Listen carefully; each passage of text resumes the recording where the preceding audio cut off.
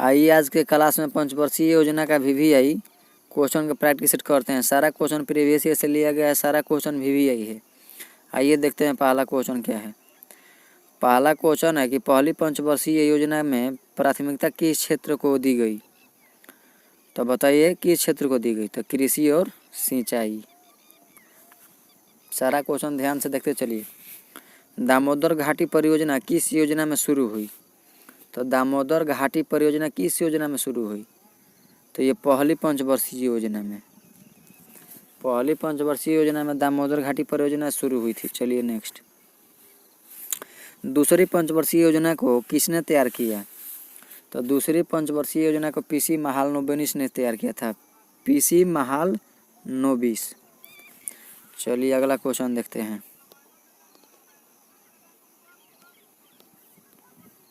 दूसरी योजना में सार्वजनिक क्षेत्र का विस्तार क्यों किया गया। दूसरी योजना में सार्वजनिक क्षेत्र का विस्तार क्यों किया गया।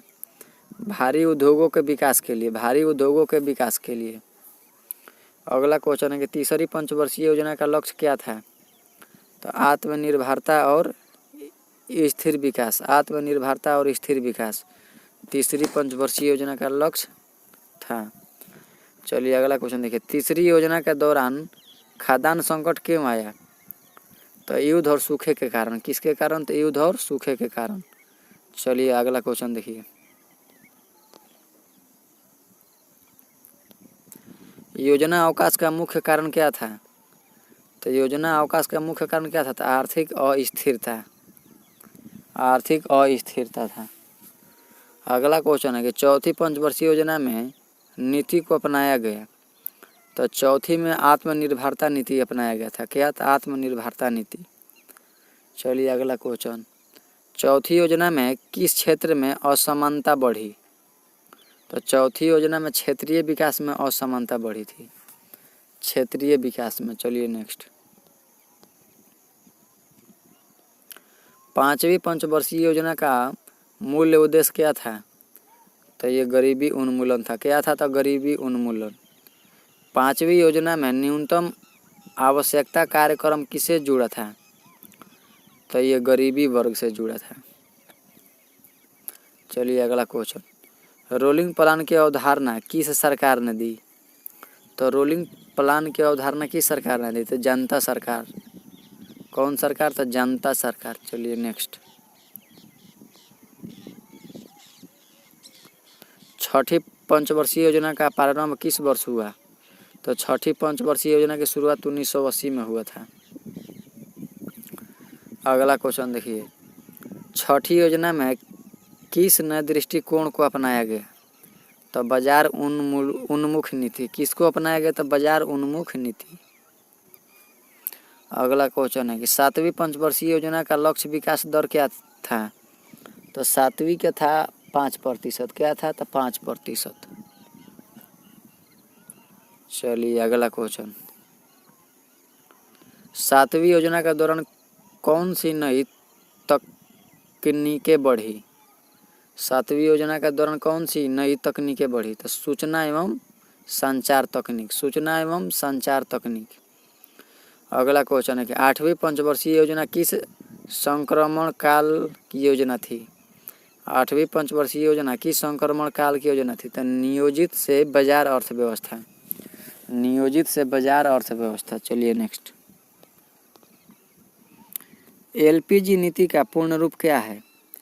तो liberalisation, privatisation and globalisation. LPG नीति का पूर्ण रूप। तो लिबरलाइजेशन और प्राइवेटाइजेशन और ग्लोबलाइजेशन। चलिए नवीं पंचवर्षीय योजना का उद्देश्य क्या था। तो ये था मानव विकास। नवीं योजना में किस पर सबसे अधिक बल दिया गया। तो शिक्षा और स्वास्थ्य। नवीं में किस पर जोर दिया गया। तो शिक्षा और स्वास्थ्य। चलिए नेक्स्ट। 10वीं पंचवर्षीय योजना में किसे मुख्य इंजन माना गया। तो निजी क्षेत्र। 10वीं में किसे माना गया। तो निजी क्षेत्र। 10वीं योजना में रोजगार वृद्धि का लक्ष्य क्या था। तो 5 करोड़ रोजगार। 10वीं पंचवर्षीय योजना में क्या था। तो 5 करोड़ रोजगार। अगला क्वेश्चन देखिए, 11वीं पंचवर्षीय योजना में किस वर्ग पर विशेष ध्यान दिया गया है? तो युवा और महिलाएं। 11वीं पंचवर्षीय योजना में किस पर दिया गया है? तो युवा और महिलाएं। 11वीं योजना में किस क्षेत्र को डेमोग्राफिक डिविडेंड से जोड़ा गया? तो युवा जनसंख्या। युवा जनसंख्या। चलिए नेक्स्ट, 12वीं पंचवर्षीय योजना का दृष्टिकोण पत्र किसने जारी किया? तो 12वीं पंचवर्षीय योजना का दृष्टिकोण पत्र किसने जारी किया? तो योजना आयोग। अगला क्वेश्चन है कि 12वीं योजना का लक्ष्य रोजगार वृद्धि किस क्षेत्र में था? तो ये बी निर्माण में था। किस में था? तो ये बी निर्माण में था। चलिए नेक्स्ट, पंचवर्षीय योजना में राज्यों की भूमिका क्यों बढ़ी? तो विकेंद्रीकरण के कारण। पंचवर्षीय योजना में राज्यों की भूमिका क्यों बढ़ी? तो विकेंद्रीकरण के कारण। नीति आयोग का एक मुख्य कार्य क्या है? तो ये सहकारी संघवाद। नीति आयोग का एक मुख्य कार्य क्या है? तो सहकारी संघवाद। अगला क्वेश्चन देखिए, पंचवर्षीय योजनाओं में सबसे अधिक लाभ किस क्षेत्र को हुआ? तो आधारभूत ढांचा। पंचवर्षीय योजनाओं में सबसे अधिक लाभ किस क्षेत्र को हुआ? तो आधारभूत ढांचा। चलिए नेक्स्ट, पंचवर्षीय योजना का वित्तीय आधार क्या होता है? पंचवर्षीय योजना का वित्तीय आधार क्या होता है? तो बजट संसाधन। पंचवर्षीय योजना का वित्तीय आधार क्या होता है?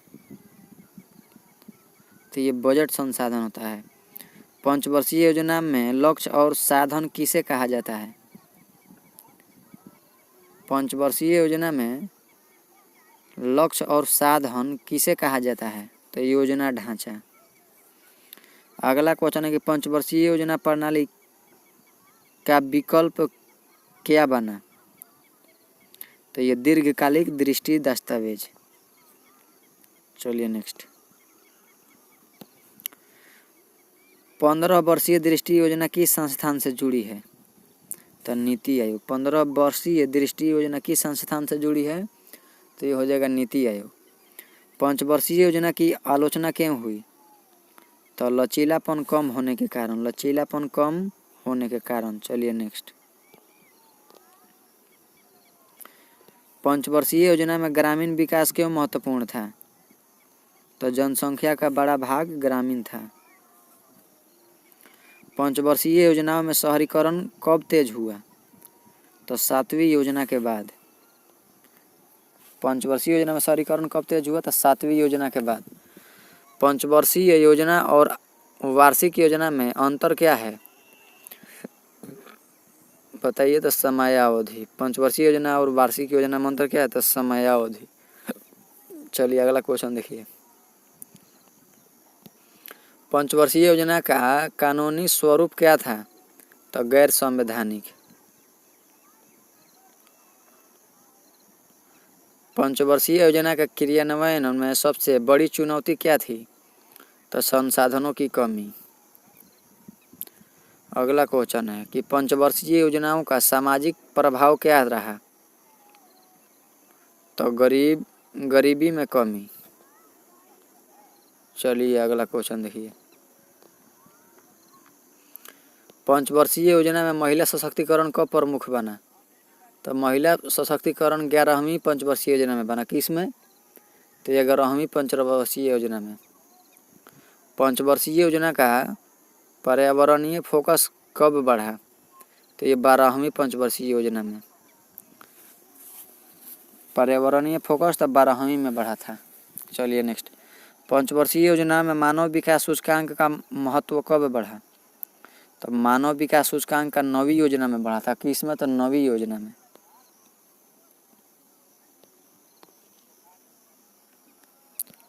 पंचवर्षीय योजना का दीर्घकालिक लक्ष्य क्या था? पंचवर्षीय योजना का दीर्घकालिक लक्ष्य क्या था? तो समग्र विकास। पंचवर्षीय योजनाओं का सबसे सकारात्मक परिणाम क्या रहा? तो नियोजित विकास। अगला क्वेश्चन देखिए, पंचवर्षीय योजनाओं में सबसे अधिक आलोचना किस बात की हुई? तो लक्ष्य विफलता। अगला क्वेश्चन है कि पंचवर्षीय योजना प्रणाली किस विचारधारा से प्रभावित थी? समाजवादी।